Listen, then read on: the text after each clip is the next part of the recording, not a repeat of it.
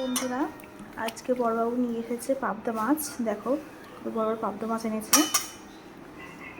আর একটা সাইজ দেখো পাবদা মাছের। তো বলছে এটাকে ঝাল করতে, সর্ষে দিয়ে করবো আজকে। দেখো রান্নাটা কীরকম করে করি আমি।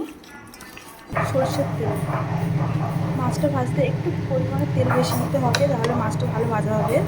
তারপরে তোমার দরকার পড়লে তেলটা কমিয়ে রাখবে। দিয়ে দিয়েছি কড়াইতে তেলটা গরম হলে ছেড়ে দেবো মাছ। দেখো তেলটা গরম হয়ে গেছে, এবার ছেড়ে দেবো মাছ। একটা একটা করে ভালো করে ছাড়তে হবে মাছটা।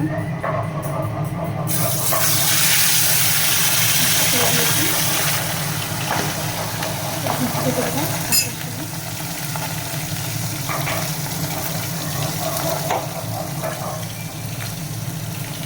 আবার একটা দিয়ে দেবো।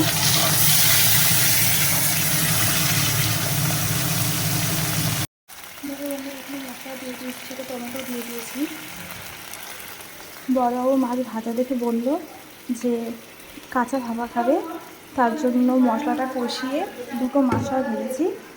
আর মশলাটা এই জলের মধ্যে লবণ আর হলুদ দিয়ে দিয়েছি। এই জলটা দিয়ে দেবো।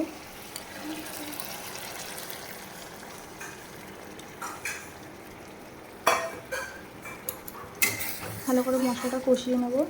যত বেশিক্ষণ কষাবে অত রান্নার টেস্ট বাড়বে, এত সুন্দর হবে রান্না। এবার দিয়ে দেবো পরিমাণ মতো জল, খুব বেশি পরিমাণে জল দেবো না, এটা ফুটবে তার জন্য পরিমাণ মতো একটু জল দেবো।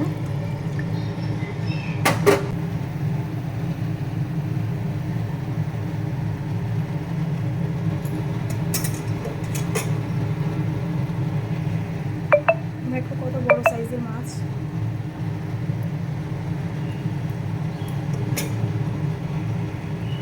বন্ধুরা, তোমার দাদা ভাই খুব পাবদা মাছ ভালো খায়, তাই ওর পছন্দ মতনই ঢাকা দিচ্ছি। বন্ধুরা কত সুন্দর ফুটছে। বন্ধুরা, নামানোর আগে আমি দিয়ে দেবো সানরাইজের ছাই গরম মশলা। এটা না দিতে পারো, এটা আমি দেবো আজকে। ভালো লাগলে like, comment, share and subscribe করে দিও চ্যানেলটাকে। তোমাদের আমার ভিডিও কেমন লাগে অবশ্যই কমেন্টে জানিও।